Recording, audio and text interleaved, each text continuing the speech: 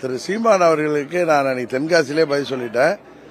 மக்கள் நீதி மையம் கமலஹாசன் கட்சி பிஜேபி கூட்டணியில் இல்லை. அவர்களுக்கு எந்த தகுதியின் அடிப்படையில் கொடுத்தாங்களோ அதே அடிப்படையில் தான் அம்மா மக்கள் முன்னேற்ற கழகத்திற்கு கொடுக்கப்பட்டிருக்கிறது என்று சீமான் அவர்கள்ட்ட சொன்னேன். அவர்களுக்கு பதில் சொன்னேன். இன்னொன்று சொல்றேன், சீமான் அவர்களுக்கு கொடுக்கக்கூடாது, அவருக்கு கிடைக்கக்கூடாதுங்கிற எண்ணம்லாம் எனக்கு கிடையாது. அவர் தேர்தல் ஆணைய விதிமுறைப்படி ஜனவரி 8 முதல் வாரத்தில் வந்த அறிவிக்கையின்படி அவர் முன்பே காலத்தில் அவர் அப்ளிகேஷன் போட்டிருந்தா அவருக்கு கிடைச்சிருக்கும். அவர் காலம் தாழ்த்தியதால் தான் கிடைக்கல.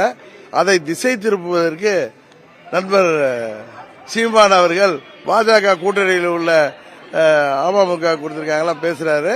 அது தவறு. இங்க தொகுதி மக்களின்